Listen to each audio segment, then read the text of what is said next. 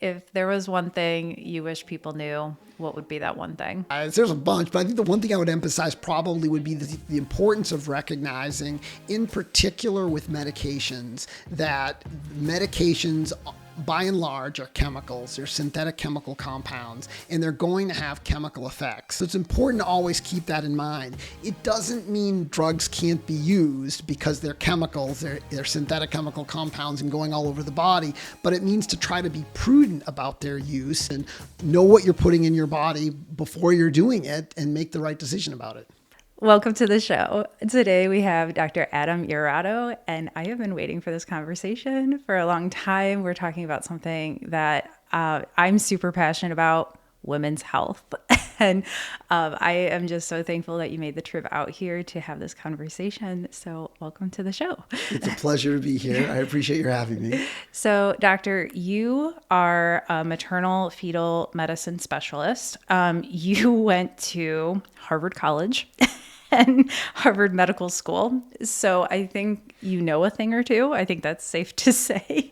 Some people might disagree with that part. No. Because, today everyone says you have to be an expert to speak on really anything. So I would think that you have earned that title of an expert. Well, at I this appreciate point. you saying that. But you are, I feel like, about to be one of the most canceled OBs on the planet, all for wanting to protect women and their children. And I think that's insane. So let's get into this conversation. First of all, when did you decide you even wanted to be a doctor? Is that something you wanted to do when you were growing up? Like, what was that aha moment that you're like, this is what I want to do? I think it was probably during college. I thought I might be going more towards law or government, but I really wanted to be sort of more hands-on. The summer after my freshman year in college, I worked in the law office, and I enjoyed the work. It was the legal services office working with the underserved, and I really enjoyed it, but it wasn't sort of direct care. And so I thought I'd really like to be doing something more hands-on. Mm-hmm. And so then that drew me to medicine. And then in medical school, I enjoyed hands-on work. Well, OB is very hands-on in terms of deliveries and in terms of really, being, I'd say, in the action. And so I ended up going into that. During medical school, a lot of us, I was an athlete growing up, so I hung out with a lot of the guys going into orthopedic surgery. So I thought I might be headed down that route.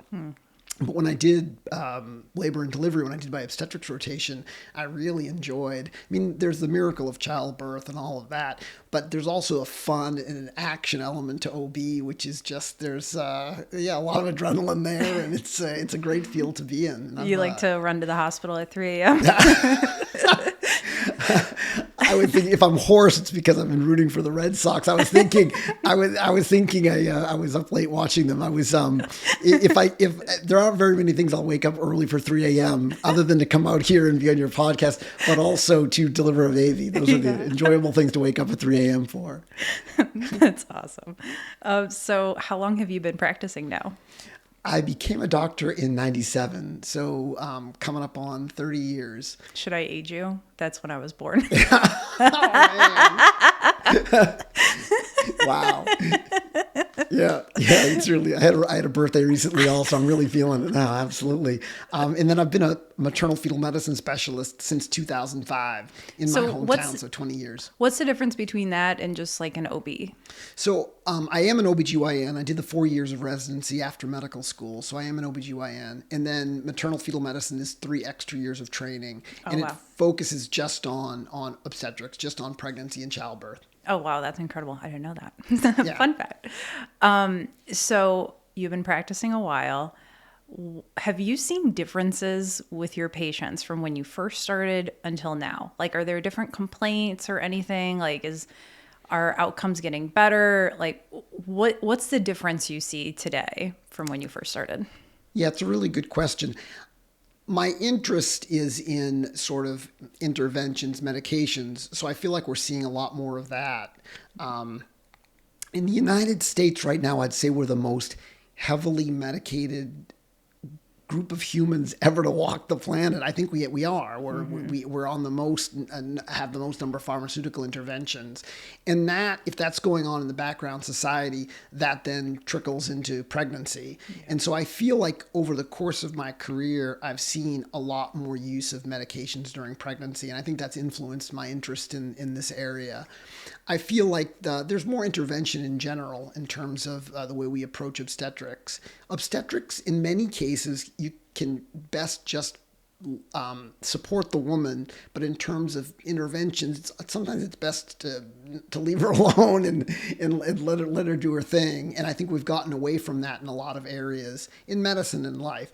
So I think those have been trends. And then other trends I think I've seen is the population getting sicker. We have a lot more obesity, a lot more diabetes. Mm-hmm. That's absolutely going on. And then one good trend I think that we're seeing is patients are taking more initiative in terms of reading about things and trying to learn about their conditions and asking questions. That's good. And I actually welcome that. I mean, I know there's a lot of talk like if they go to Dr. Google, there's going to be a problem, looking things up. But I actually think it's good for patients to research what's going on. I always tell my patients, it's your body, it's your pregnancy. So it's good for you to be learning about this. And I think it's insane. I see doctors online all the time like, oh my gosh, my patient asked me about vaccines or this medicine or whatever. And I have to explain to them why it's good. And it's like, that's your job, actually. Right. Yeah, that's right. Like you should be getting informed consent from your patient. So you should be having these discussions already. You should be welcoming questions. And if you're not, you are just a drug dealer. Like you're literally, your patient comes in, you're handing them a drug, bye-bye. Like, what are we doing? The informed consent is key. Mm-hmm. The informed consent is absolutely key. In defense of my colleagues, I think it's challenging because of the way medicine has gone, where it's become increasingly corporatized so that there's a limited amount of time with patients. Yeah. And to really drill down into the discussion about risks and benefits and alternatives for an individual drug takes time. It takes time, and it can be challenging. I think that's one of the things that fuels the fact that we're the most heavily medicated group of humans ever. There's multiple factors pushing into that. And we've seen the decline of, I don't know the exact numbers on this, but I know that there's a decline in private practice and corporate. So, that's right. Yeah. So that's also another factor. If you're a physician moving through your day and your response to most questions about medications is, oh, they're fine, or oh, they're safe, the day will go considerably. You'll be able to move through your patients considerably faster and more efficiently than if you're drilling down into each risk, which can be very lengthy, as we see on the commercials.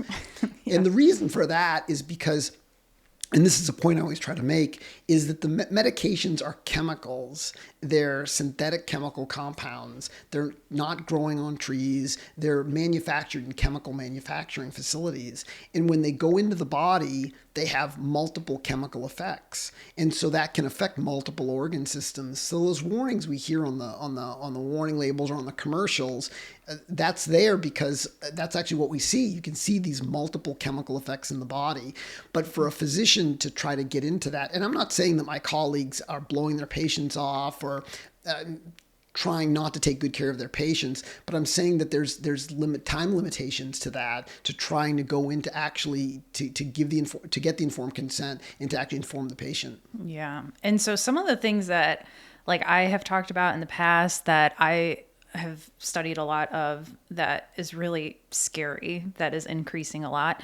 Here's just a few. So since 1980, inductions are 3 times more common. So in 1980, inductions were happening 10% of the time, and now it's 30% of the time. And a lot of women complain about this, that they go in and it seems like the doctor just wants to get this baby out, that they don't want to keep them in the hospital. They want them in and out, corporate practice.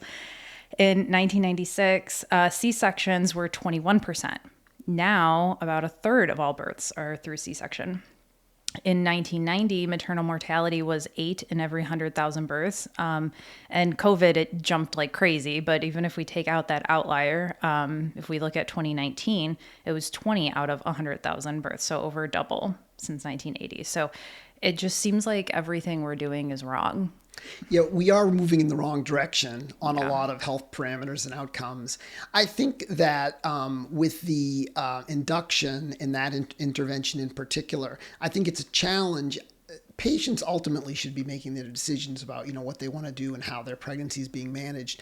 For the doctor in the office, there's a range of OB providers in terms of expertise and in terms of how they do their counseling and whatnot. But I think for the most part, honestly, most of them are well-meaning and good-hearted and want good outcomes for their patients. The big thing everybody worries about is stillbirth at the end of pregnancy. And one of the things induction is able to do is to make sure that we don't have a stillbirth by continued watching. Now, is it worth that to do the number of inductions we do? That's where the balance comes in and where the importance of counseling comes in. If a woman has her own labor, she may come into the hospital and have a relatively rapid birth experience. She comes in, she's in active labor, she's moving along. When we do these inductions, it can sometimes take 1, 2, 3, 4 days, which can really be a dismal birth experience. So that's also worth factoring into that equation. And I think like a third of inductions end up in C-section too. So, I mean, who knows how many would have a natural birth without the induction. So, yeah, a lot of moving parts. And then there's the effect of the baby too, because having a natural birth is better for their immune system. And then there's talk about that it could impact breast milk production and whole bunch of stuff. Yeah, I think that's absolutely right. I think in an ideal world, mom going into a natural labor and having her baby at that time when she goes into labor and having a vaginal delivery, better for mom, better for baby if that occurs. The issues become that it gets complicated with the various risk factors that patients have. Yeah. In general, though, I think it's better to come off of a default position of try to let the process happen as naturally as possible and intervene only where necessary. And then let the mom know what you're thinking in terms of interventions and then review risks, benefits, alternatives so she can make an informed choice about what she wants to do. Yeah, I actually had my friend Kate on the show before, and she had twins, and she was told from the start that you're going to have a C-section. And she went in, she had such a traumatic experience. She went in and they were like, she went in for her, I think it was like her 38-week check. And then she just went into labor at that check. And the doctor was like, okay, well, we can help induce you to get this along. And she's like, what are you talking about? I've been told from the start that this has to be a C-section. And they're like, you're a good candidate for induction. Like, what are you talking about? And she's like, I've been told that the safest thing for my children is to do a C-section. And they're like, okay, we'll do a C-section. And so she does the C-section, and all she did was like touch one of her baby's feet. And then they wheeled her in her room and the babies in the NICU. So she wasn't even like with her children, and she had like no aftercare.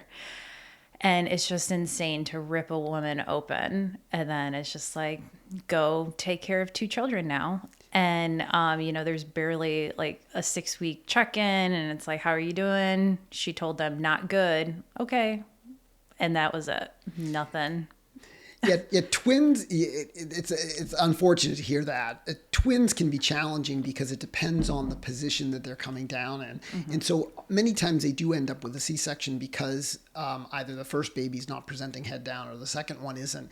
And many physicians don't do breech extractions anymore of the second twin. So if the second baby's not head down, then that'll push them towards C-section. But if both heads are down and the mom wants to go for it, they can come out like that. And generally that's better for mom and the babies. And the other point I think you made, which was very important, is then she's avoiding major surgery.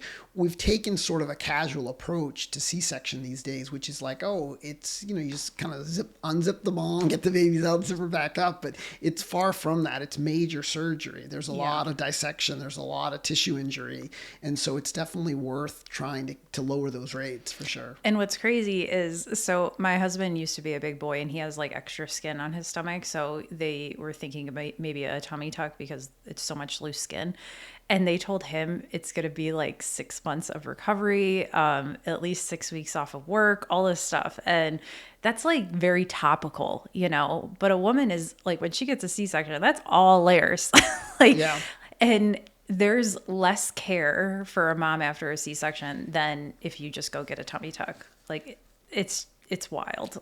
And then she's got baby or babies to take care Yes. of. And then, as you were pointing out, you're getting into the uterus as well, which then has impacts on future pregnancies and complications. So that's an area where we definitely need to try to do a better job. And I think there's been a push for that, which is to try to lower C-section rates. The sort of countervailing pushes against that is that one of the major reasons for lawsuits is failure to do a C-section, failure to do Really? a timely C-section, that you didn't act quickly enough on a baby, on a woman in labor with a concerning fetal heart rate tracing. So it ends up pushing the field in that direction because of the medical legal pressure. And then also because of the pressure on physicians worrying about you never want to have a bad baby. And so the way to often feel like you're putting an end to that issue is to do a C-section.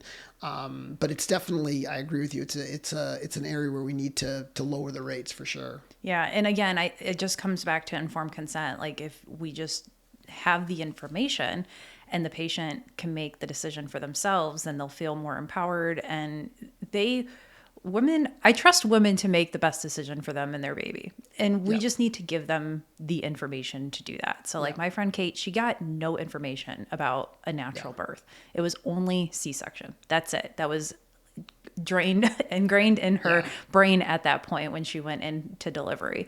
And that's not informed consent. That's not giving options. And so. No, I agree. I agree with that. I see that is probably the biggest frustration I hear from patients, which is not always necessarily what the outcome was or that they had a C-section, but they didn't feel part of the process. They feel that it was just thrust upon them. And that's one of the reasons why I'm a big advocate for informed consent, informed choices, making sure patients know, what the deal is, whether it's procedures or medications or whatnot. And that's why I'm just so excited to have this conversation, because I really just feel like women are being left behind. Like we're so used to being told what to do, and like we're very smart, we're very capable, and we just want the information. And that's why a lot of people have turned to Dr. Google, because we don't feel like we're having these conversations with our doctors. So we're turning to the internet to get information. Yeah. I always try to make that point, particularly when I talk about antidepressants, which is that my pointing out or discussing the risks with them and the impact on the pregnancy and the developing fetal brain is in no way to be telling pregnant women what to do. That's really not where I'm coming from. Depression's an important issue. Depressed women, they need good care. They need compassion. Suicide rates are high. This is an issue. We don't want people suffering. Suffering's an awful thing. Yeah. So my emphasis on trying to point out the risks and make sure that pregnant women and the public are informed is just that, to make sure that there's proper information so that they can make the choice that they want to make. Yep. And that's really what it's all about, not telling people what to do or taking drugs away from them or taking drugs off the market. It's more just making sure the information's there so they can make the choice they want and then supporting them in their choices. Yeah, and I love that. So I was going to ask you beat me to it a little bit. So talking about the difference from when you first started to now, what changes are you seeing, especially with antidepressants? Yeah, I think the rates have gone up. I think the studies reflect that, not just in the U.S., but in other countries as well. A paper just came out, I think this month, from Denmark showing, I think it was a 3 or a 5-fold increase over the last 15 or 20 years there. We're seeing increases. It depends where it gets studied, which populations are looked at. But in general, people say Europe is at about 2 to 4%, somewhere like that. In the US, maybe closer to 6 to 10%. But it depends. You've got pockets in places where you've got a significant number of moms on these. But it's not just antidepressants. I've been focusing on the SSRIs lately, but it's a number of medications, a lot of psychotropic medications, ADHD meds, Adderall, etc., and other antidepressants, including the SNRIs, Wellbutrin, just a variety of medications. I think we've moved away from women used to sort of follow, or the society in general had more of a precautionary approach to medications in pregnancy, sort of following the precautionary principle, which is that you have to almost assume that there's going to be some effect, which is reasonable given the fact that the medications are chemicals and the mom's ingesting a chemical that's going into the baby. So it was assumed that there may be some effect, and to try to have a precautionary approach to that. It seems now that we've almost turned that on its head, where people are making the argument that if we haven't proven beyond a shadow of a doubt that there's harm, we must consider them safe. We must consider that there's no risk with them. And that just doesn't make sense. So tell me more on what you're seeing with moms. Like, what are the side effects of moms taking SSRIs, antidepressants, other drugs? Like, what are you seeing? Yeah, this gets into the counseling. So when we look, and I'm going to just step back to sort of give the broad overview, but when we look at chemicals going into mom, medications are chemicals. Chemicals have consequences for mom and baby. I always make that point. So the drug's going into mom, and then it's crossing the placenta. Virtually all of them cross the placenta, except larger proteins like insulin or heparin. Those don't cross the placenta, but by and large, most other medications freely cross the placenta and then go into the baby. And then they have effects. They have chemical effects, because that's what chemicals do. They have chemical effects. And so what we see when we study, so just thinking about it sort of from a common sense standpoint, you'd say, oh, there must be some impact on the baby. But then you want to study it. You want to figure out, well, what is that impact? So you do the animal studies. And what the animal studies show, when you look at rats or mice or rabbits, you find impact. You find chemical impacts. When you move then to the human studies, we're also seeing that. So the things that we're seeing are, early along, we see increased rates of miscarriage, so loss of the pregnancy, early loss of the pregnancy. We see increased rates of birth defects, and those are a number of different birth defects. Heart defects are the ones people know most about, but also neural tube defects, which is spina bifida, abnormalities of the brain or spine. There's cleft lip, there's craniofacial malformations, other birth defects. Then moving along in the pregnancy, there's higher rates of preterm birth in the group of women that are exposed to SSRI antidepressants. There's also evidence for low birth weight, so that the babies are smaller.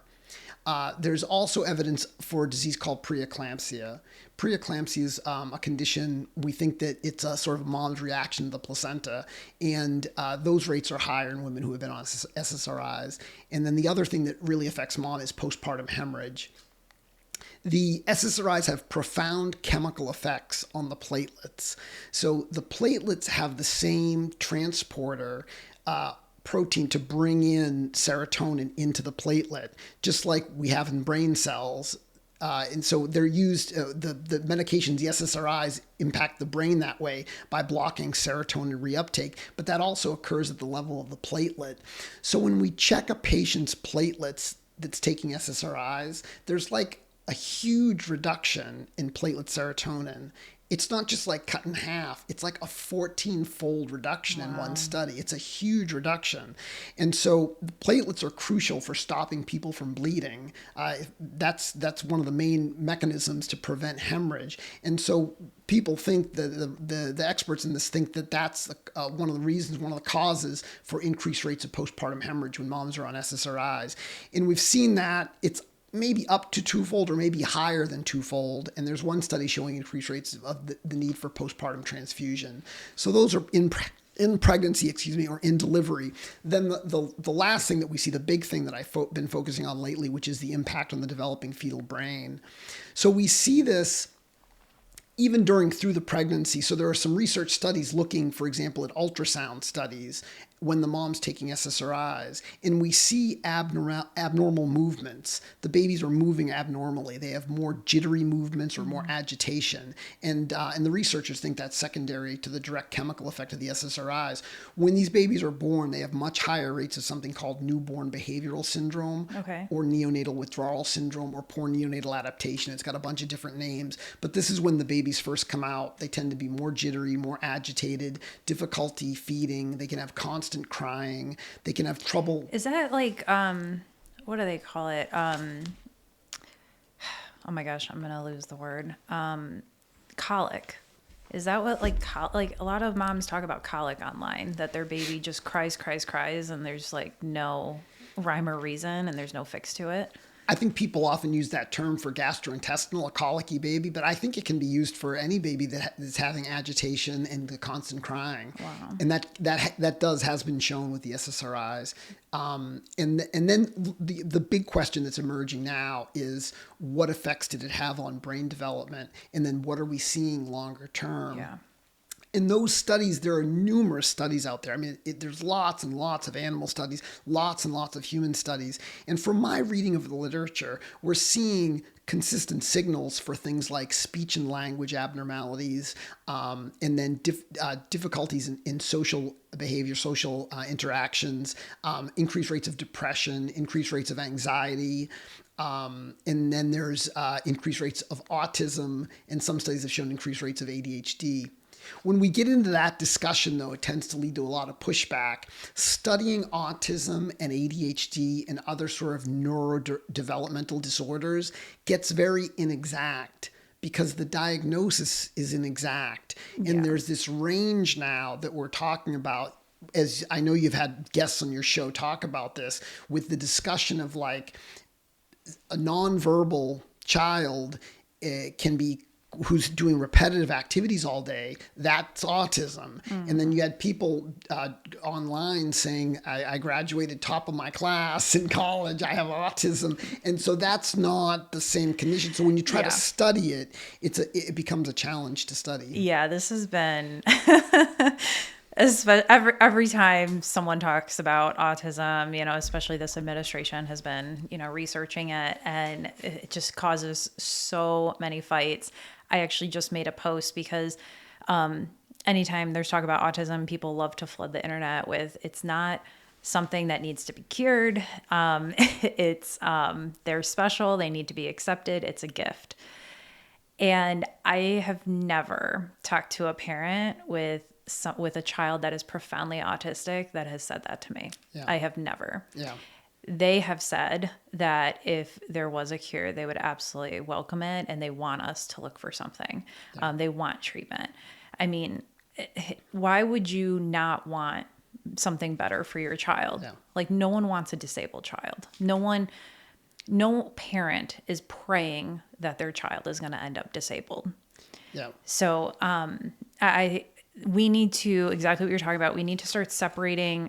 It's really hard to study the causes of autism because there's so many different things. Like Asperger's used to be its own thing, and now we got clumped into autism. And exactly what you're saying, profound is totally different than high functioning. So we need to separate them. We need to have more nuanced discussions about these things. And people who say otherwise, I just don't think they've ever met someone with profound autism, or they would not be saying that. Yeah, I think they're talking more about children and adults on a different part of the curve. But this is why when I talk about this subject with SSRIs or with acetaminophen, which we can get into, or anything, I try to make the point that there's evidence that it's causing neurodevelopmental effects, that it's altering brain development, that it's impacting the brain. Mm-hmm. When you say it that way, I think people can understand that better. Yeah. It tends to cause less of a backlash, having people understand that these chemicals enter the developing fetal brain and can cause impact on that development. People will buy that. Once you start using the word autism or ADHD, it throws up red flags because of these issues that you're talking about. And it's much harder because of the criteria being used to study those things. What is autism? What is ADHD? How do they meet criteria for it? Versus understanding more in a more general way that the drugs are impacting the development of the brain. Well, and what we know for sure, I mean, no one will argue about this. This is what we know for sure, that toxins cause neurodevelopmental problems. That's a fact. And so really what needs to be studied more is exactly where these toxins are coming from. What are the biggest contenders here? And that's why, most placentas have been found to have mercury, lead, oh my gosh, there's more, but heavy metals. They've been found to have heavy metals. They do cross the placenta, and they can impact the baby. And just like medications, they can go across the placenta and affect the baby. Right. So I don't understand why people don't want to talk about this more. Like, where are these toxins coming from? And nothing should be off limits. Yeah. We need to look high and low. And what you're talking about, you're saying we already have the data. The studies have been done and they show all of these negative effects. So tell me more, like, what are the conversations? What are women coming in for and asking for an SSRI while pregnant? Like, what are doctors telling their patients? Yeah, you're asking a good question, and that's where like the rubber hits the road. What is the conversation with the patient? I try to point out to people in this respect, though, that really you've got to think that there's two separate issues. The issue I tend to focus on is what are the risks, what are the chemical effects of the drugs, and are patients and the public being adequately informed about them? So it's a scientific question. What are the chemical effects of these SSRI chemicals when they cross over into the baby? What are those chemical effects? That's a scientific question. And then when we know what those are, should the patients and the public be informed? Yes. So that's on one side or one issue. The other issue, though, is what do you do with the individual patient who comes in? The first issue about the chemical effects is relatively, I think, clear. I think we're seeing clear chemical effects from the SSRIs going into developing babies, and I've outlined some of them. The second question, though, about what to do with an individual patient becomes much less exact because it's variable patient to patient. There's no one size fits all answer.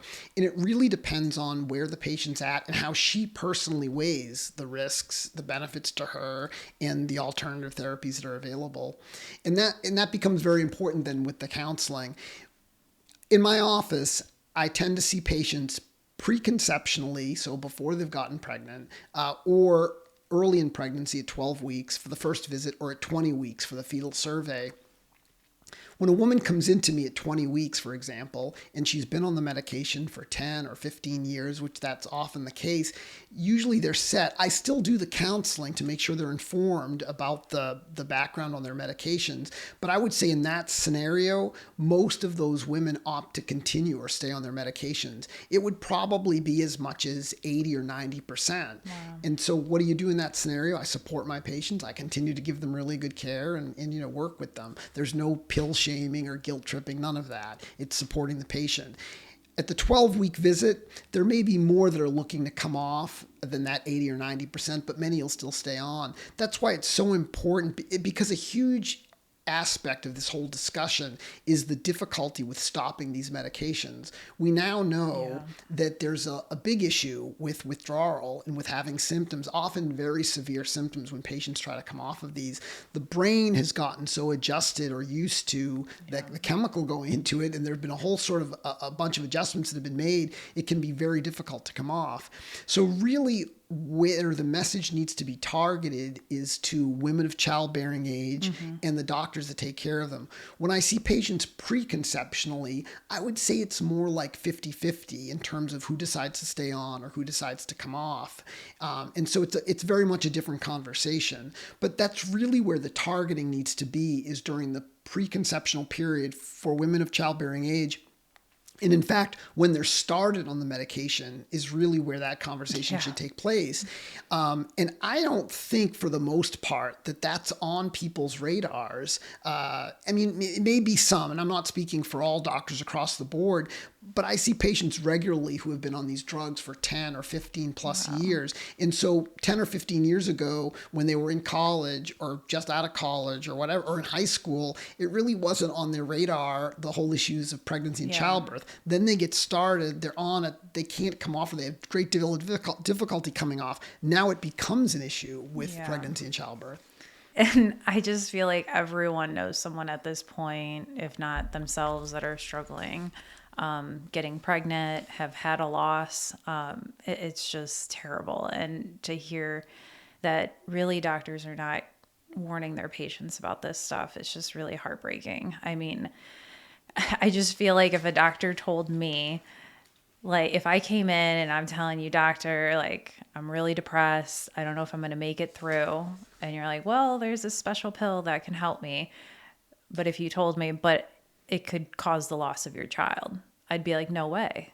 No way I would do that. And Yeah. are those conversations happening? Like outside of you, like in the general public, like are women being told about this? I don't think that's going, I wouldn't speak for all doctors or all patient interactions, but I think for the most part, when the drugs are being initiated in women of childbearing age who aren't pregnant at the time, or aren't directly saying that they plan to get pregnant, I don't think that conversation is routinely taking place. Yeah. And that's a big reason why I'm out there trying to push this and to get changes to the labeling, to try to get the FDA to strengthen the warnings on these and also get information out to the public and to providers who take care of women of childbearing age so that it should really be on society's radar in general, this understanding that if you go on these medications, the SSRIs and other psychotropic medications or other medications, you may have difficulty coming off of them, which is then going to make it an issue during a pregnancy, and trying to make that a routine part of the counseling. I was just, as you were saying about doctors not having this conversation though, I think part of the reason for that also is that the professional medical societies and the major groups aren't having this conversation in their consensus statements and in the guidelines that they're putting out. And I think that that's a real flaw. And I think it's really unfortunate thing.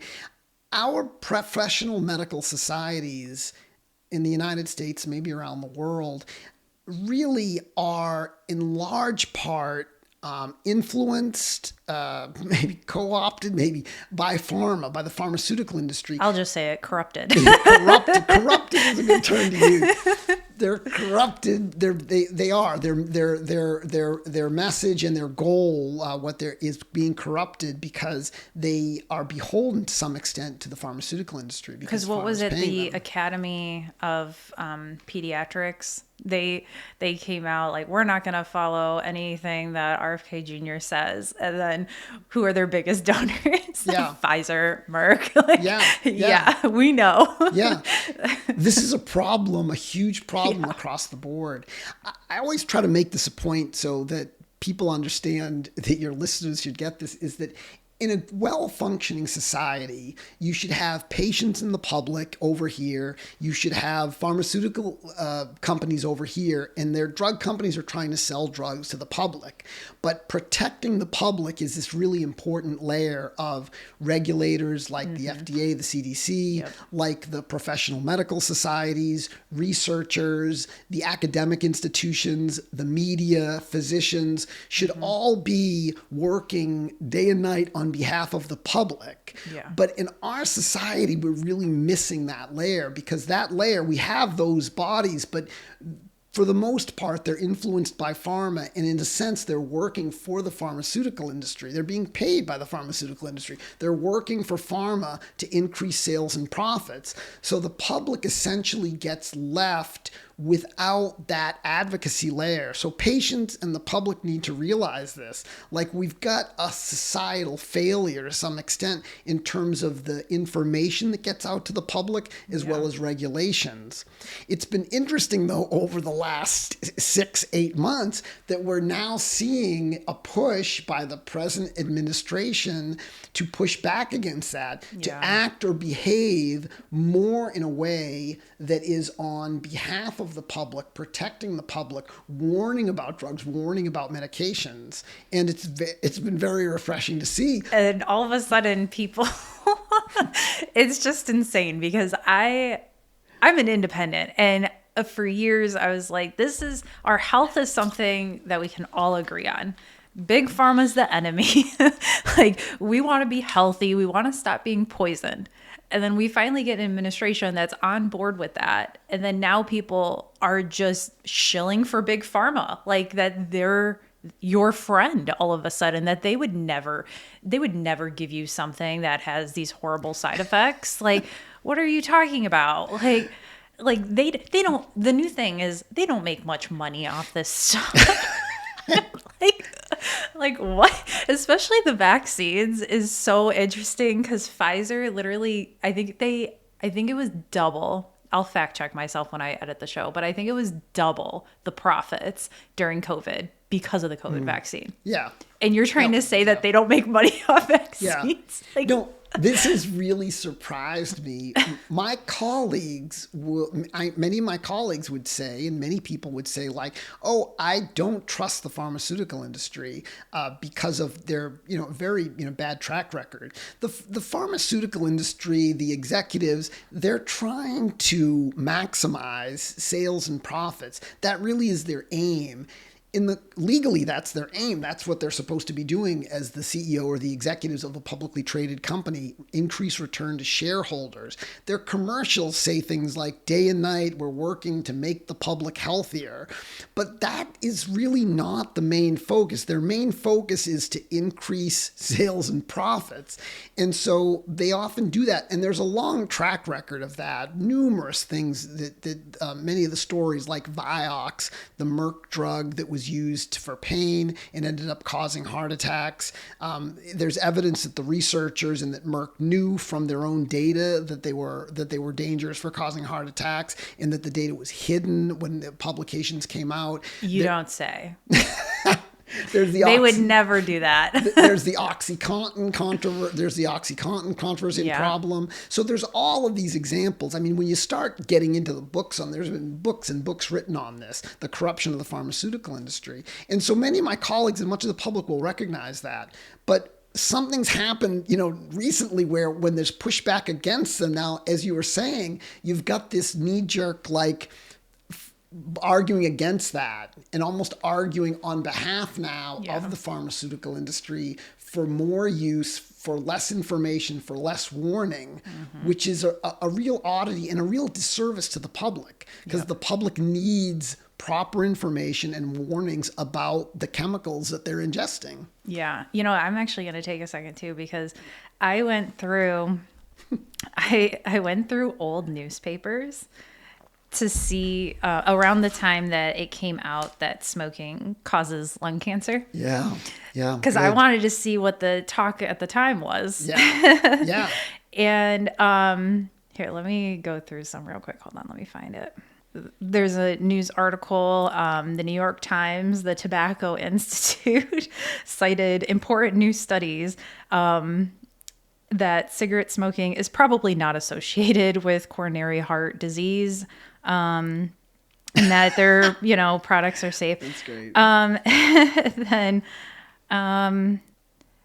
this one's Dr. Robert Ross, chief of OBGYN service at NC Memorial Hospital, chairman of the Department of OB at University of North Carolina School of Medicine. Mm-hmm. You're gonna die at this one. It's so great. Okay. Quote, "We recommend less of everything: sex, eating, smoking, alcohol, right on down the line."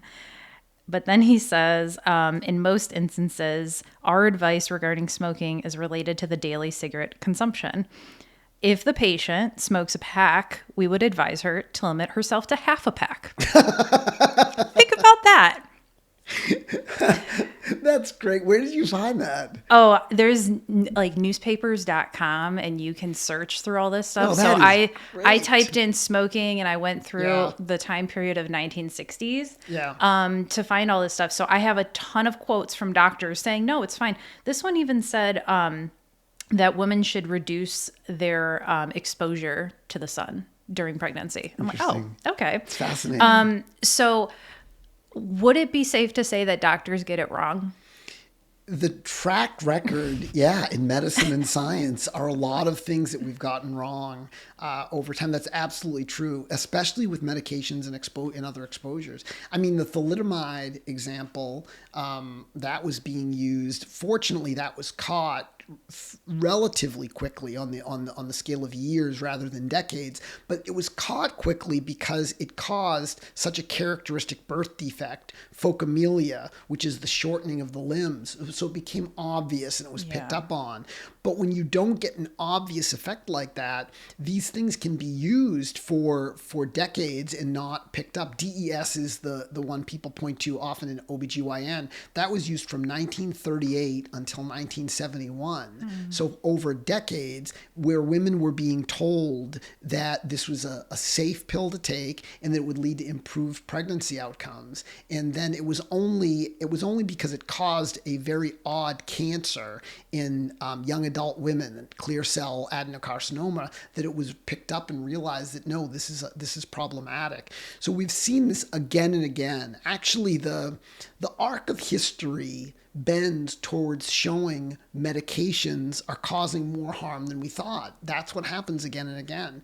But that flies against what pharma wants. When pharma does a rollout, when they roll out their product, their pharmaceutical product, whether it's a medication or a vaccination or whatnot, they're going to pitch it to the public as having few risks, being very safe, almost entirely safe, very few risks, and very effective, 100% effective, Yeah. completely effective. And then that, you see that, and you've got to recognize as a public, as a population, that, okay, that's the sales pitch. That message is going to lead to increased sales and profits. That's why I'm hearing this. But what's going to actually happen is, if the arc of history follows through like it usually does, you'll see that there are more risks over time than you thought, new risks, and that the benefit is not nearly as helpful, as efficacious as originally sold. And I mean, a lot of people will say, well, not as many women are like dying in childbirth than they used to and stuff, but we can't even say that kind of stuff anymore. Like, health outcomes are worse today than they were 20, 30 years ago. So we can't even say that all of these drugs and everything, all these interventions are actually good. Like, we can't say that anymore. You maybe could have said that in the 1900s, but you can't say that now. Yeah. And what a lot of people miss is that in the 1900s, a lot of things happened. And not just the increase of drugs. We had better sanitation. We had indoor plumbing. People started washing their hands like crazy, like a crazy novel idea. We also had antibiotics. So medical interventions are great if you like break your arm. Or or if you really do need like an emergency C-section, like if you're going to die in childbirth without it, those things are really good. But I think it's really clear to most people that the drugs are not so good and they're not helping as much. Yeah. And we spend more on healthcare in our country than in any other, and we have the worst health outcomes for it. Yeah. So literally everything we are doing is wrong. And we need to start asking these questions. And we should have these conversations without having to be canceled and stuff. Yeah, for sure. But I wanted to go back because... I just wanted to jump on that point, which is, I think sanitation and nutrition are very important. Yeah. You can't overlook that in the benefit in terms of life expectancy and other health outcomes. Sanitation and nutrition were huge drivers there. And I think that you're correct in saying, though, that you don't want to throw the baby out with the bathwater. We don't want to get rid of medicine altogether, because there are many acute interventions that can be of benefit, as you were saying, treating an infection. We see women, for example, who come in who are pregnant, who have pyelonephritis, severe kidney infections. They can have very high fevers. They can get very sick. They're treated with antibiotics. They typically will get well, do better. Without the antibiotics, that would be a much more severe outcome, a problem. Yeah. Doing C-sections for babies that are actually in jeopardy, or if the mom is hemorrhaging, a placental abruption, placenta previa. So there are many acute interventions that are important for. When we get into chronic diseases, though, and chronic use, that's when it does raise issues or cause problems.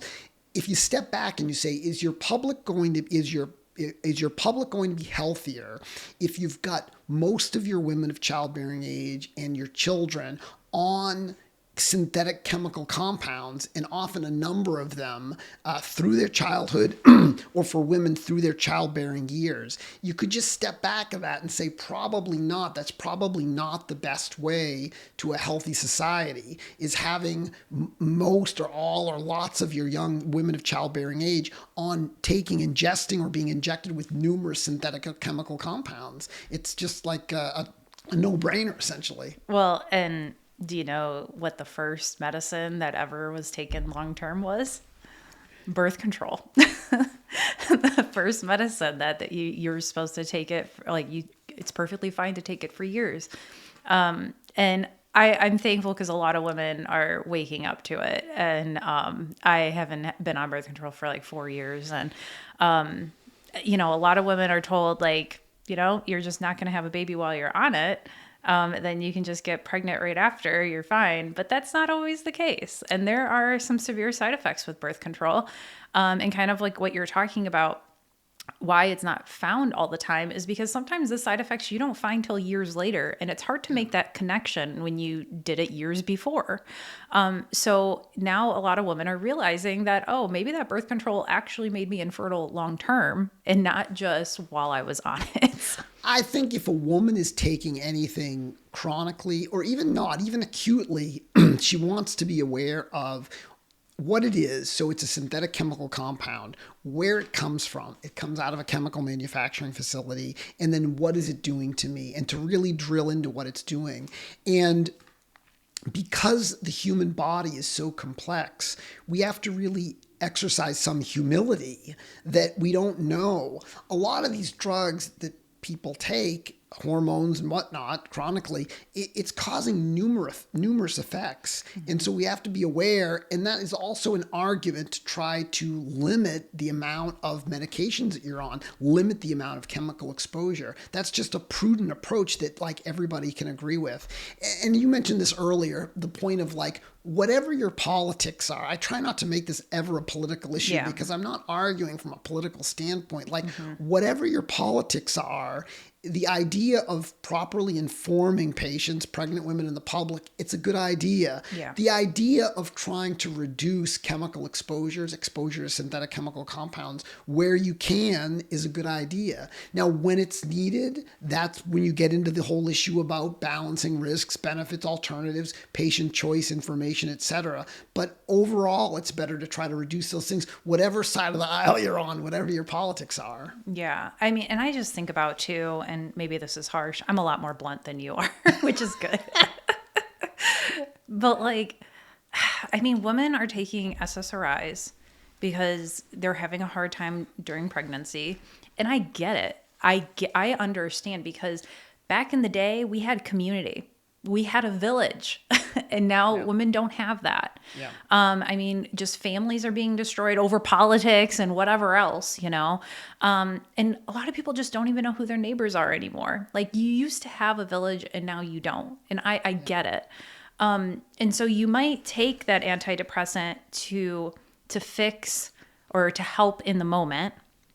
But imagine if it causes a miscarriage. What happens if it causes a neurodevelopmental problem in your baby? I would think that that is going to cause you more stress, more depression in the long run than in that very moment. Yeah, I think you're bringing up a great point.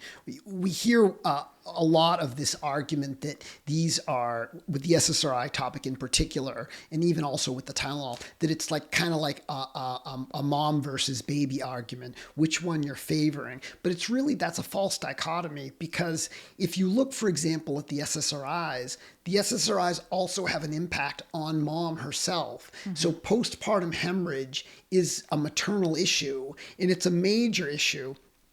Every time I deliver a baby, that's like what's on my mind. I mean, that's what doctors, patients are thinking about. The nurses were like, we hope the woman doesn't hemorrhage. And that's a problem for the mom. So a mom that's on SSRIs who's doubled her risk of having a hemorrhage, that's a mom issue. It's not choosing baby over mom. That's a mom issue. Preeclampsia is another mom issue. Preeclampsia can be severe. It's a leading cause of maternal morbidity and mortality, as is hemorrhage. So these are mom issues. But even when you look at the baby issues like birth defects, I think you bring up an excellent point, which is then raising a child with a birth defect, or raising a child who's had a preterm birth, or raising a child who's got neurobehavioral problems because of the exposure to the SSRI throughout the pregnancy. That then becomes a mom issue. So this whole painting of the problem as a mom versus baby issue, and are you going to choose the mom or choose the baby, I think it's sort of a false question. Yeah, and this is one thing that I've just been like screaming from the rooftops, because, you know, rightfully so, HHS is really focusing on children's health. But again, I really feel like women are being left behind right now, and not the utmost topic of concern, because we cannot have healthy children unless we have healthy moms. It's just Yeah. period. Yeah, And absolutely. so we can't make children healthy unless we're also talking about how women can get healthier. And one of the things that was concerning to me is when the administration came in, they dismantled the Women's Health Research Center. Now, I don't believe that they were actually doing anything, to be fair, but I would have preferred that they make it better. So sometimes, in this administration is kind of saying that it's DEI to have women's research and not just research in general. But like, as we know, there are biological differences between a man and a woman. Yeah. And so they need to be studied separate. Like, you don't need to study PCOS for a man. I've never looked at, pregnancy needs to be studied. Yes. We've got to make sure that we're studying pregnancy and these effects. Absolutely.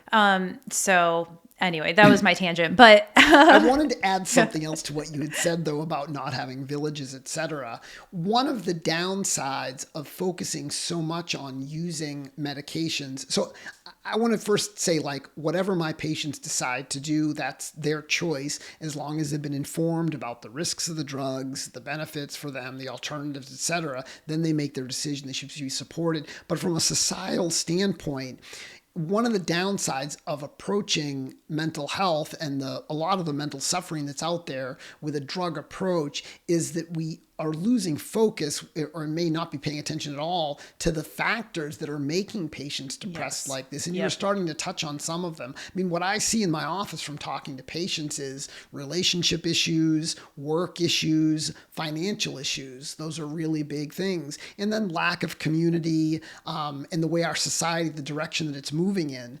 But when we don't focus on those broader causes of human suffering and are focusing just on this sort of biological or biochemical medical model, that really misses something. Yeah. I mean, I couldn't have said it better myself. I mean, like, the problem, I've said this before, the problem is not a pill or a lack of a pill. The problem is all of these other things that you just outlined. And yeah, we need to focus on those things. Like, ask yourself, like, how can I improve my work situation if you can? How can I build a stronger community? Like, are there relationships that have been broken that I can mend? Do I have faith? Like, have you stopped going to church? And maybe you need to get back into church and have that community. There's so many different things that you can do. Do you need to go for a walk? Like, seriously, like, do you just need to get outside? Sure. I don't want to pick on my family. I'm not going to name names or anything, but like, I have family members who say that they're depressed, but they never go outside. Mm-hmm. So maybe that's a good first step. Yeah. Literally just to go outside. And it seems impossible to do it the first time. Like, working out for me, like, I know I need to start running again. Like, that I used to run cross country and I stopped doing it, and I know I need to do it. And so every time I go for a run the first time, I'm like, this is impossible. I can't do it. I can't breathe. But then you get through it and you're like, oh, I've been bitching about that for months, that I couldn't do that, and I just did it, no problem. Yeah, and there's good research showing the benefits of exercise for your whole body, obviously, physical health, but also for mental health. Yeah, for sure, absolutely. And I used to get mad because a lot of women get mad because every time you go to the doctor, the first thing it's like, oh well, anytime you have a problem, it's lose weight, and then they don't give you any resources on how to actually lose weight. And I understand that with all of my research about PCOS, I understand why doctors say that, because I've gone down the rabbit holes on everything, and inflammation, adipose tissue, like all the things. Being overweight makes everything else out of balance in your body. Yeah. So I understand why doctors say that you need to lose weight. If you are dealing with infertility, losing weight is one of the best things you can do. It increases your fertility. But I wish doctors actually sat with you, talked with you, like, hey, let's actually map out what you eat in a day. How much fiber are you getting? How many carbs are you taking in? How much sugar? Like, sugar is a huge thing like that. We are just so addicted to today that, it's such a huge problem. Like, we just need to have those conversations and start one thing at a time. Like, we're in Michigan, so it's pop here. So can we get rid of pop? I'll say soda for you. It's fine. I had family from Michigan when I was growing up. We used to get the biggest kick out of it. When we go on vacation, they'd talk about pop. Yeah. So like, can we get rid of that? Okay. Can you switch to like lemon water or something? Even one thing that I did that was a huge help is I would have like eggs every day. Instead of having toast, I got these, fiber, like keto friendly wraps. So I make like bacon, egg wrap with that, and it's a lot less carbs. So it's just like, can a doctor sit down and actually like talk about these things instead of just say, lose weight, bye. But if you think about I agree with you, but if you think about what you're saying, all of the interventions you're talking, or many of them, don't lend themselves to the sort of large corporate model of having a product that will lead to a sale, that lead to profits, and an easy way to get that out. And that's why so much of the discussion in our society gets focused towards things that are going to increase profits and sales. And that's why we move things towards pills rather than exercise, because you don't have a corporate entity. I mean, yes, some of the exercise places and whatnot, but when someone throws on their sneakers and goes out for a run regularly, it doesn't generate those kind of sales and profits like you get when you're taking a medication. Yeah. And then those sales and profits from the medications can then be used to influence the medical societies to shape their guidelines and shape their regulations towards a model that will lead to more use of the drugs. So you get into these cash cycles in medicine and in our society that's pushing everybody in the direction towards interventions and things that are going to lead to increased corporate profits rather than actual health, the stuff that you're talking about, which would lead to better health in terms of communities, sunshine, exercise, better diet, families, less screen time, less medication. Those things aren't profitable from a corporate standpoint, and so they don't get emphasized in our society. Well, and what's funny is like a lot of people will say that that's the problem with capitalism.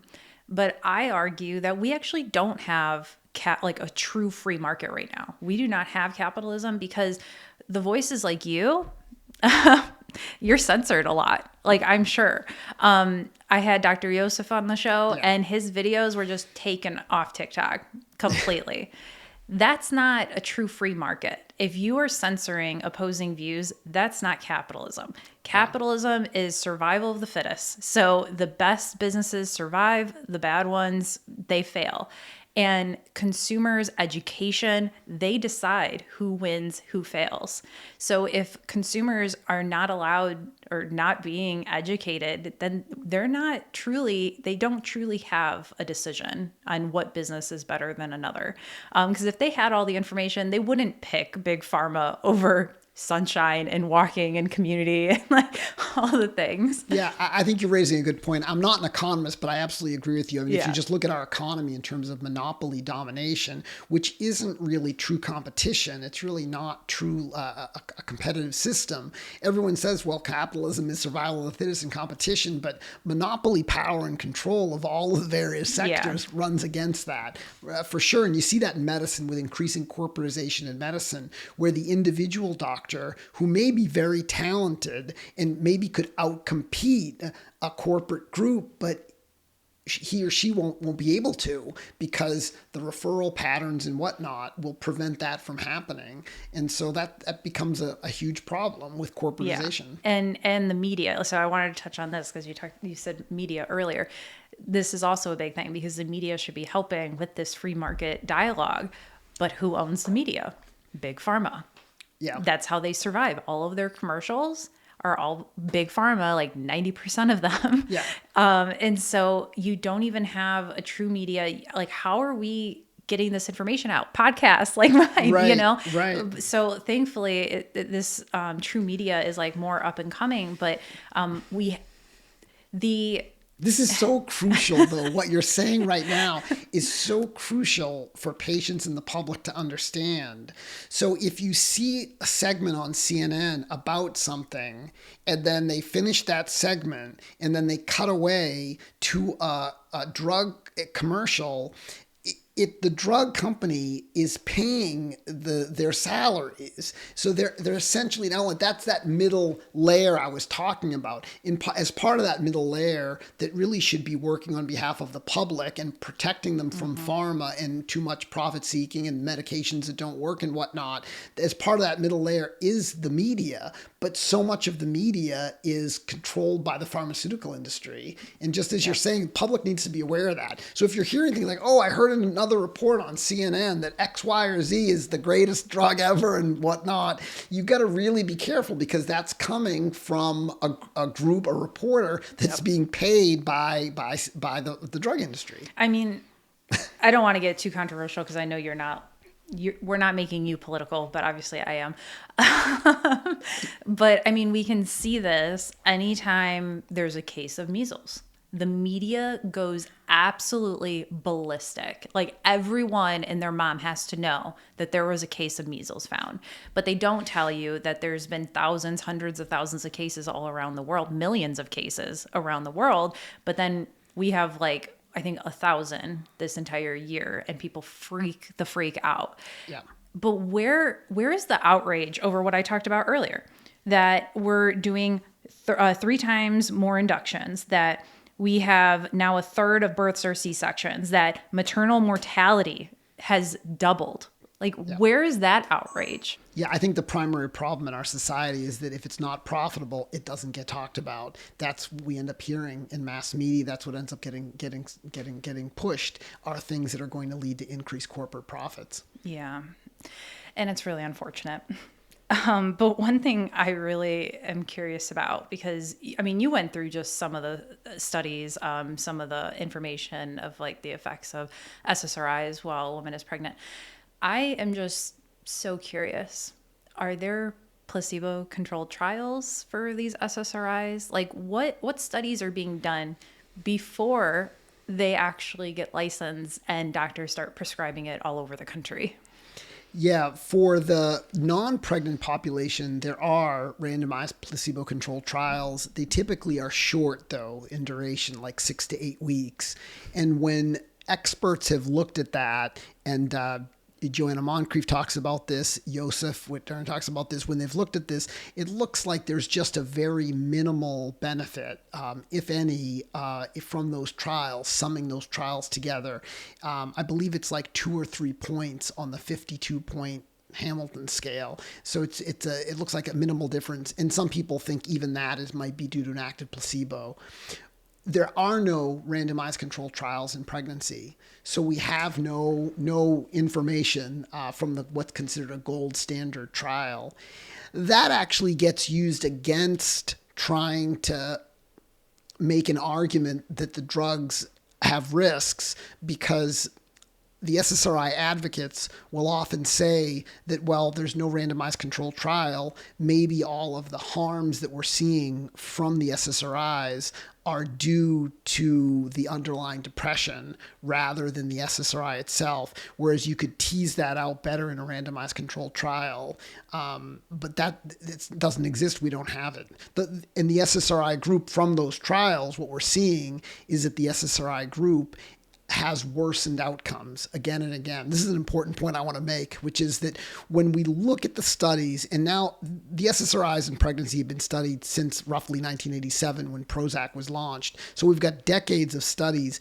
And what we see in study after study is that the pregnancies where there's SSRI exposure have worse outcomes. They have increased rates of miscarriage, of birth defects, of preterm birth. This is on a gross level, on the raw data. What the researchers then do at that point is they try to go in and they try to adjust or correct for the differences between the groups on depression or on substance abuse, on the body mass index, on other factors. When they do those, they get an adjusted result. Many times the adjusted result does still show these risks. Sometimes it doesn't. It gets corrected away after adjustment. But what we're not seeing is what often gets promoted by the SSRI advocates, which is that the mom, by staying on her SSRI, regulates her mood, just like a diabetic, by staying on their insulin, would regulate their blood sugar. And that because of that, we then see these improved outcomes. That's not what we see. If you do a 3-group study where you've got controls, which is no depression, no SSRI, and then you've got a group that has depression but no SSRI, and then you've got the group with depression on SSRI. If you do these 3-group studies, and there are a lot of them out there, what you usually see, what you tend to see, is that the SSRI group has higher rates of complications. If any of the listeners or viewers want to look into this, there's a great study on preterm birth from 2007. Back in 2007, the lead author is SSRI, S-U-R-I. And that study is looking at preterm birth in depression versus antidepressants. And what you see clearly there is that the group that has depression but not on an antidepressant has basically the same level of preterm birth as the controls, but it's the antidepressant group that has a markedly higher rate of preterm birth. And we see this again and again in the studies, where it's the chemical exposure group, which again reflects what the animal studies show. But because there's no randomized controlled trial, many SSRI advocates say, well, we still don't know. Maybe the group that stayed on the antidepressant was more severely depressed, and maybe it's actually because of their more severe depression. And even if there's a dose-response relationship in the study, they'll say, well, the women on higher doses had worse depression. They can continue to blame it on the depression and not the risk of the antidepressant, which is one of the downsides of not having randomized controlled trials. And it's not just for SSRIs, right? Like, pregnant women are pretty much exempt from every placebo study, right? Yeah, we don't have good RCTs on a lot of the things that we do. I think part of the problem, honestly, is that the developing fetus, and in particularly the developing fetal brain, is uniquely vulnerable to chemical impact. And so almost any medication that you're going to use is going to have some impact on fetal development.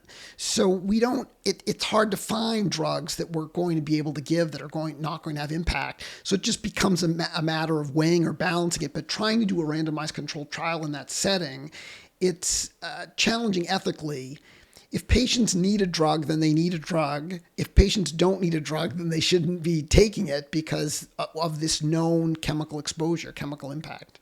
Well, it's funny that you say that it's not ethical, because I have heard the talking point is that it would be unethical to have this life-saving treatment and not give it to a pregnant woman. So why aren't we thinking that it's unethical? Isn't it unethical to give pregnant women the ultimate science experiment and just say, have at it? So we don't have these placebo-controlled trials. So let's just give 10, 15, maybe 20% of women today, pregnant women, and just give them SSRIs and say, yeah, it's good in other groups that aren't pregnant and everything. So it must be good for you. And as we found out from Dr. Yosef, that the studies are not done over a year. And you're saying you have patients that have been on SSRIs for 15, 20 years? Yeah, that's right. He's excellent at making those points, those remarks. Laura Delano, I'd also say, has done a great job at pointing this out to people. Laura's got an excellent book about her own experience. Yeah, I've had her on the show too. That's right. Both of them have been guests on your show. But she also highlights this length of time versus how long it's actually been studied. I think you raise a good point, which is that patients need to understand that with a lot of these pharmaceutical interventions, they're part of an experiment that they may not realize. Yep. We've never done this before. I mean, in all of human history, we've never chemically altered fetuses this way. We've never exposed so many pregnant women to so many different pharmaceuticals, medications, and otherwise. We've never done this before. So to some extent, I mean, in a large part, the women getting these are part of an experiment. We're seeing what happens when you treat large numbers of pregnant women in a society with medication, with multiple pharmaceutical agents. What's the result on that? I think a lot of patients don't understand that. A lot of patients, I think, feel that protective layer that I was talking about earlier is really working. That we've got these agencies that are working on their behalf, and the universities and the media all trying to drill into these questions. But that hasn't been the way our society has functioned. And what it really is as you were describing it, it's like, we'll see what happens. We're going to see what the result is to exposing large numbers of pregnant women to synthetic chemical compounds throughout their pregnancies. We're going to see where we'll find out. That's what's happening. It's just insane. And going back to it, so I'm circling back because a lot of people will say, we're not actually doing worse today. We just have better diagnostics and we just see it better. We recognize it better. But you have been doing this work since 1997. Like, have you seen a difference with your own eyes? Do you believe that the negative health outcomes are simply because we can recognize it better? Are you recognizing it better today than you were 20, almost 30 years ago? Yeah, no, I mean, I think clearly we're moving in the wrong direction in a lot of ways with health in this country. And you can see that just with something like obesity, for example. Yes. When people will often give lectures on obesity or on other issues, and they'll use the CDC maps, which show darker areas where there's higher rates of obesity. And you can see using those CDC maps from like the 1980s or whatnot, the map just keeps getting darker and darker over every 5-year period where it's shown until it's completely dark, with the obesity rates being excessively high. And so we're absolutely seeing that. And I'm also seeing, as I was saying at the start, increased rates of medication use, increased rates of medication exposure. So there's something going on in our society with our approach that we're moving in the wrong direction. And that's why I think it's so refreshing that we now have an administration who is focusing on looking at that issue. Mm-hmm. Again, whatever your politics, and I think that statement I just made wasn't necessarily meant to be political. Whatever your politics are, having leadership say, look, we're going to look at what's wrong in our society and try to identify what's causing it and try to improve it, that's like a step in the right direction. That's what we all want to be behind. Exactly. And like, I don't know where this mindset like came from that like women are weak, because we're not. And I think the biggest thing is that we just want to make decisions for ourselves. And I'll admit, back when Roe v. Wade was overturned, I was one of those that I like mourned the day. I was like, oh my gosh, like, what does this mean? Like, they're taking my choice away. And it's just so funny. Like, I laugh at myself looking back at that because I had never thought about abortion before that day. Like, and then all of a sudden, like, I'm like, oh my gosh, like, I can't get an abortion. And then I do more research, and like, research is key. Information is king.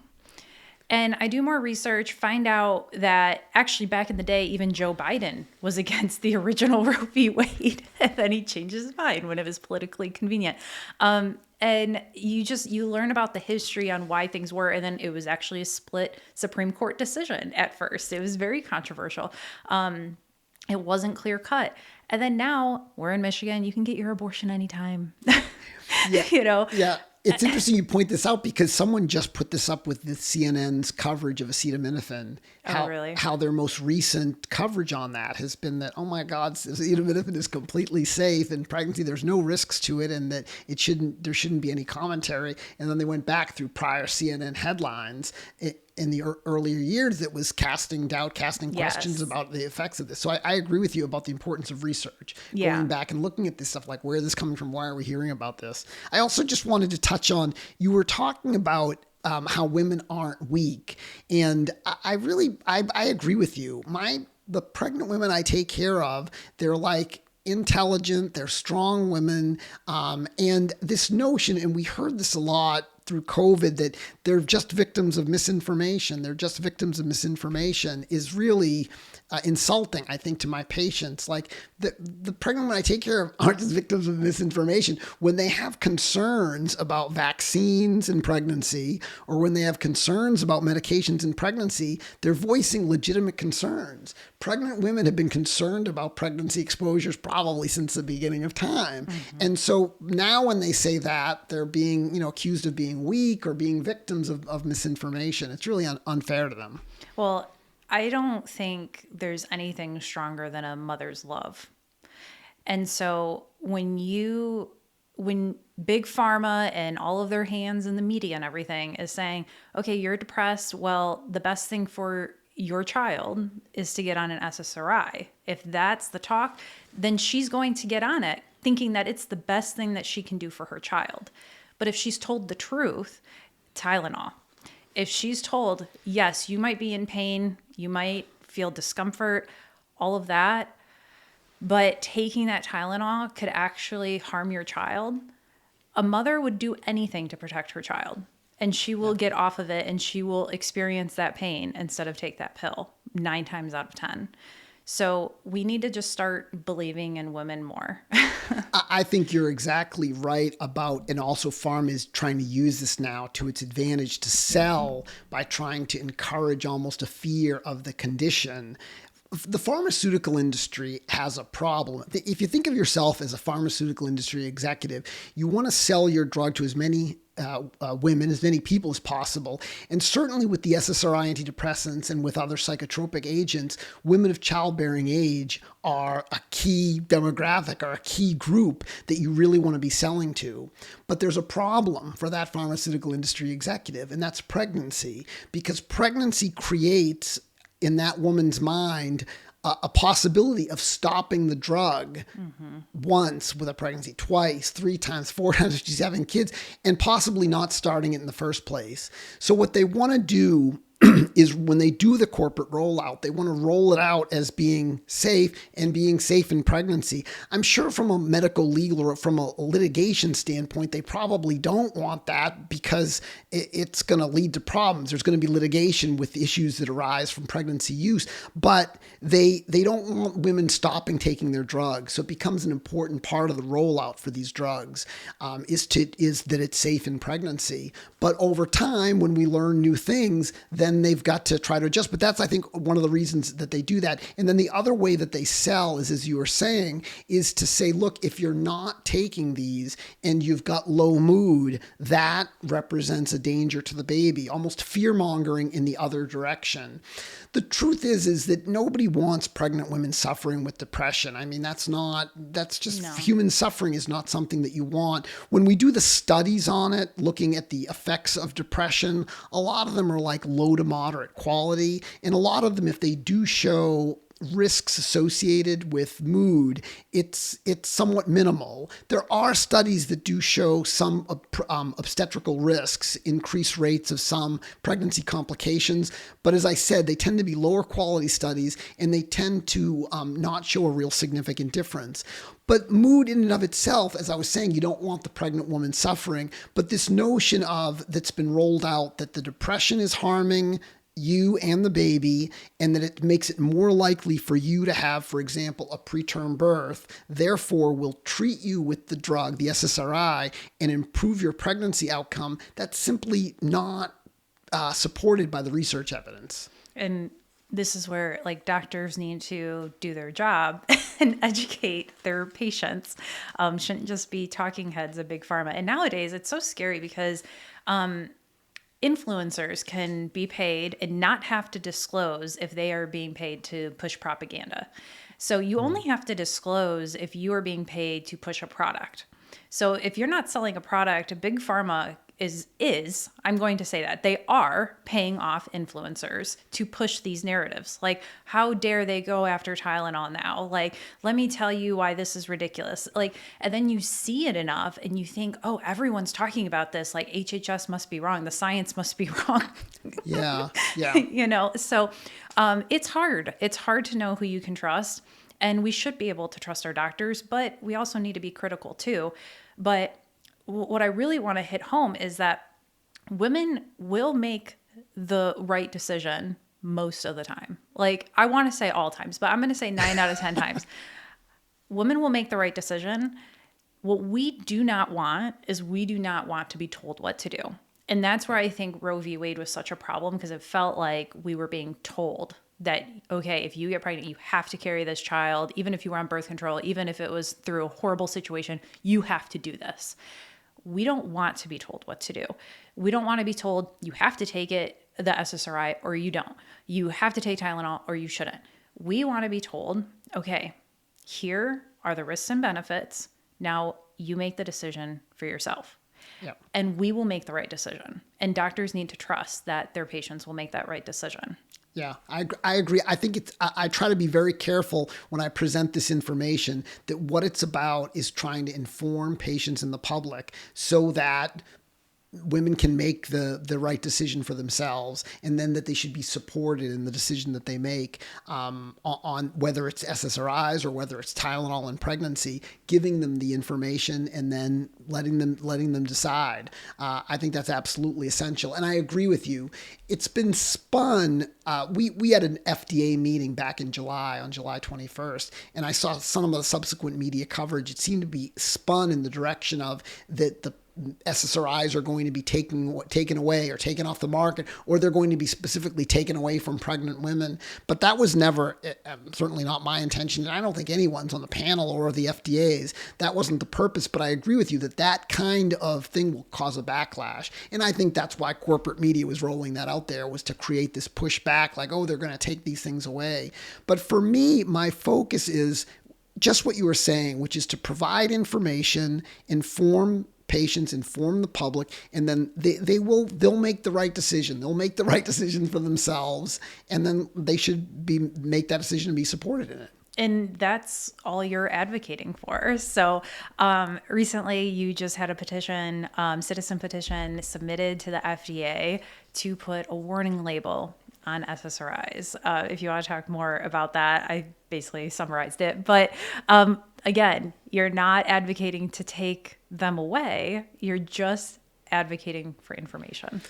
That's right. Right now, if you look at the label on SSRIs, as far as pregnancy goes, the only things that they're really warning about are newborn behavioral syndrome, this syndrome we were talking about earlier with the jitteriness, the constant crying, difficulty feeding, temperature instability, things like that. They warn about the newborn behavioral syndrome. They also warn about persistent pulmonary hypertension of the newborn, which is a relatively rare lung issue. And then they warn about postpartum hemorrhage. And that's about it. That's all they're warning about, those three things. So what they're missing currently is they're missing a warning on the label for miscarriage, for birth defects, for preterm birth, for low birth weight, for preeclampsia. And then the other big thing that's missing on the label is the impact on the developing fetal brain. Now we have more than enough evidence to warn. Again, from a theoretical or from a common sense standpoint, serotonin plays a crucial role in fetal brain development. The SSRIs alter the serotonin system, so they'd be expected to alter fetal brain development. And that's in fact what we see. We see it in the animal studies, and then with the human studies, we see it on the ultrasound studies, and now we're finding it with postnatal, so childhood or infant MRI studies. There have been 12 MRI studies. So, I mean, people are often shocked to know this. They've done 12 studies using MRI to either look structurally at the brains of babies that were exposed to SSRIs or functionally at their connectivity. And all 12 have found differences. Wow. So it's clear, it's fairly clear now from the research evidence that the SSRIs are altering fetal brain development. There have been 3 EEG studies where they put EEG leads on the newborn scalp or on children's scalp to look also at brain waves and functional connectivity of the brain, and they're finding differences, they're finding changes. And this is to be expected because serotonin plays this crucial role in the very way the brain is formed. I try to use different examples to explain it to people better, but it's like serotonin is a cell signaling molecule. So it's working almost like a set of traffic lights or traffic cops directing traffic for the brain to develop. And when you're putting SSRI antidepressants in there, those chemicals disrupt that signaling. So then you end up with, if it were in a city, gridlock with odd traffic. Like that can certainly be how you think of alterations of fetal brain development. Well, and if you also like just common sense, not a study, but just common sense, look at it. How many things are pregnant women supposed to stay away from? Like fish, coffee, deli meats, the new thing. I mean, there are so many natural things that pregnant women are supposed to stay away from. And the Tylenol thing is really, it's just, I don't know, comical to me at this point, because like, don't you advise your patients not to take like ibuprofen? Like any other pain reliever has been proven not safe. Yeah. But why would Tylenol be the magic thing that's okay? That one thing, all the other pain relievers, they're bad. But Tylenol is the magic one that's okay. I think you're raising an important point. And I said earlier that the developing fetal brain is uniquely vulnerable to chemical insult or to chemical toxicity. And that just from a common sense standpoint is that if acetaminophen affects the adult brain, and it does, we know when we take it, it has CNS impact, it affects the adult brain. So then if it's taken during pregnancy, it's going to be going across the placenta, it's going to be going into the fetal brain. And so people would agree, yeah, it's going to impact the fetal brain. So if that's going on during development, then you'd expect that you're going to have alteration of development. When I explain it to people, I try to explain it in that way. I don't start by talking about autism or ADHD because it immediately sends off a defensive reaction and red flags for people. I try to sort of walk through the common sense of acetaminophen or Tylenol in pregnancy. We know Tylenol has brain effects in adults and kids. We know that. That's clear from the scientific evidence. And so when it's used in pregnancy, it's freely going across the placenta and it's going into the developing baby's brain. It's likely having brain impacts. If it's having brain impacts on a developing brain, it's likely disrupting or altering that fetal brain development. So then what do we see? Then we look at the animal studies. And there have been a bunch of animal studies on acetaminophen exposure. We see brain impact. And we also see pregnancy problems as well, some pregnancy complications. And then when we move from the animal studies to the human studies, we find neurodevelopmental disorders. And there have been numerous studies showing that. They don't all show it, as I said, in particular, because when they get adjusted, the epidemiologists go in there and they often adjust the studies, and that's appropriate. They're not doing anything underhanded there, but you can over-adjust a study. You can make over-adjustments. And what goes on is the crude data, again and again, the crude data shows that women in the acetaminophen group have higher rates of children with neurodevelopmental disorders. When it gets adjusted, some of those studies adjust away the statistical significance, and it's no longer shown to be a statistically significant relationship, but many of them don't. And so on that basis, it's reasonable, it's prudent to warn. And I would say that I think Commissioner McCary was very measured in his letter that was put out. It was not fear-mongering. It was not meant to be over the top. It was measured. If you read that letter, it's being very measured. It's saying, look, we've got something here. It requires more study, but with the available evidence that we have, it's worth warning patients and the public about this. And that's just common sense. Yeah, and some people are they're either saying there's no studies, which is 100% not true. There are plenty of studies showing that there's a risk. And the other thing that they keep screaming from the rooftops is correlation does not equal causation. We know, we're well aware. And I keep seeing people. I didn't take Tylenol, and my kid is autistic. Okay, and there are people who get lung cancer who didn't smoke. There are people who smoked that never got lung cancer. Just because you did or didn't doesn't mean that you're the absolute example, gold standard science for everything. It increases your risk, but it doesn't guarantee. And I don't think you're ever going to find that in science, that this one thing is going to guarantee that thing happens 100% of the time. That's right. Absolutely. And when you're using those individual anecdotes, you can't. Epidemiologists really like the picking up confounding because it's almost like finding a plot twist in a movie or a surprise answer. It's like saying that, oh, there's a study out there, and I'm just making this up on the fly, but saying there's a study out there that showed gambling was associated with lung cancer. And everybody said, oh my goodness, you shouldn't gamble. And what they discovered was that it wasn't the gambling, but it was that the gamblers were more often smokers, right? Oh boy. And it's like a plot twist that shows you that you got it wrong. So that's often used to say that could be going on here. There could be confounding. That's why I think it's so important to look at all of the research evidence. So we've got common sense that says that drugs that impact the adult brain, like SSRIs and acetaminophen, will impact the developing fetal brain. But it's not just common sense. You've got animal studies. Those animal studies are randomized. Those aren't mice that are depressed or mice that are in pain in the case of Tylenol or have a fever. Those are just a randomized trial to try to discover, is the chemical itself causing harm? There's a very good study that just came out. Prado Rivera, I believe, is the lead author, looking at Prozac and giving it to rats in a random fashion. I think it was 16 in each group, and then looking to see what happened. In that study, I believe it was 4 of the 16 moms had mortality. The maternal mortality rate was 25%. And then the pup mortality rate in the Prozac group was 12%. So you see these animal studies showing direct chemical effects. So then you've got common sense, you've got the animal studies. So then when you move to the human studies and see similar findings with acetaminophen or with SSRIs, it's almost foolish to say those in the human studies are likely due to the underlying pain or fever or depression versus the chemical effect. It's almost a foolish way to look at it, the entirety of the scientific data. Yeah. And I think people need to understand that there are natural things too. I mean, a lot of people have even been saying that if you have a high fever, that you could take an ice bath. Like that is a natural thing that will reduce your fever.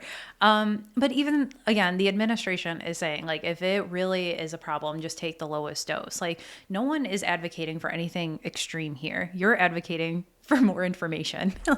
That's your crime. No, and I think I'm glad you're pointing that out because I feel sometimes unduly attacked. Like I'm not trying to tell anybody what to do, and I'm not trying to take away or advocating for taking medications away from people. I'm simply just trying to get the information that we have that's actually, it's a controversial topic, but there's a lot of scientific agreement. There's a lot of scientific agreement on these basic principles that I've been talking about. And with the acetaminophen also, there's some evidence that fever can cause birth defects, but it looks like it's prolonged fever. I think you're right to point out that there are other ways to manage, for example, mild fever. I do have concerns about high fever, but that's not the majority of cases or majority of use. The majority of use of Tylenol in pregnancy is for pain. And then it becomes a question for each individual woman, not that we want a woman in pain. That's actually not the goal of it, but for her to then weigh her level of pain and how that's affecting her with the concerns about the chemical impact of the drug in pregnancy. So then it becomes that balancing act. But if you don't counsel her about the potential chemical impacts of acetaminophen on the developing brain, you're doing a disservice. If it turns out that there's more and more study, or I think we have sufficient study now to warn, but with more and more study, if it turns out very clear that yes, it's very clearly shown now that acetaminophen is causing neurodevelopmental disorders as well as hypospadias, cryptorchidism, undescended testicles, other things like that. If I weren't advising my patients about this, I work in my hometown, I work in my home community. If I weren't advising them about this, they would have every right to come back to me and say, why didn't you tell us what you knew the scientific studies were showing? You did a disservice to us and to your community by not actually giving us the right information. Exactly. Wow. And I just think about like my experience with my OB that gave me an IUD without telling me the side effects. And then I got the side effect from the Kyleena IUD. And I'm like, why didn't my doctor tell me? So I feel that. But like, I have to ask, like, okay, so you're petitioning right now for the FDA. We can do public comment. We'll talk more about that in a second. But what do you gain from this? Like, what do you gain? I'm definitely not paying you to be here, so you get nothing from from coming here. So, like, is Big Pharma paying your bills right now to petition against them? Like, what are you gaining from this? No, I guess I gained from the service to humanity. I guess the sort of purpose and warmth and joy that gives me in trying to in trying to serve others and trying to help. Yeah. And also it gives me benefit for this to relieve excuse me. I've been rooting too hard for the Red Sox, I think. I lost my voice.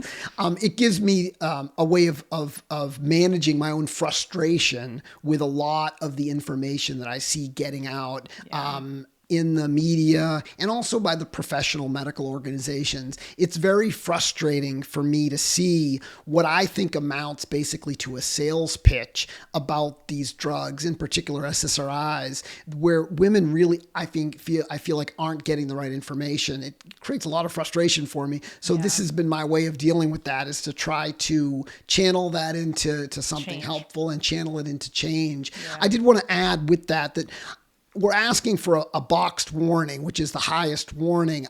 I think it's important because when you look at warnings on labels, a lot of them just get dismissed. A lot of patients don't know what the warnings are on the labels. A boxed warning tends to generate enough publicity that it really gets the message out to the public. But I will say, even a boxed warning, if it's not supported, doesn't necessarily inform the public. There's a famous case of the drug Singulair. I don't know if you know that drug. It's an asthma drug, and it's been used now, I believe, since the late 90s. As it was being used, it was being clear that it was causing neuropsychiatric effects on adults and children who were using it. It was making them suicidal or causing violence. There are numerous cases of this. When it was finally looked at by the FDA in 2020, I believe it was 2020, they put a black box warning on these neurological effects of this asthma drug, but it continues to get used. Here we are in 2025 now. So even with a boxed warning, I think it's often that's not sufficient. So people have asked, like, how do you decide what to ask for? I figured ask for the strongest warning you can get to really try to get the word out there. And again, there's nothing in that petition that pulls the drugs away from anyone or tries to make anybody guilty for having been on them or being on them or saying that women don't need these. It's none of that. It's just trying to get the proper information out so that patients can make the best decision for themselves. So how can we help with that?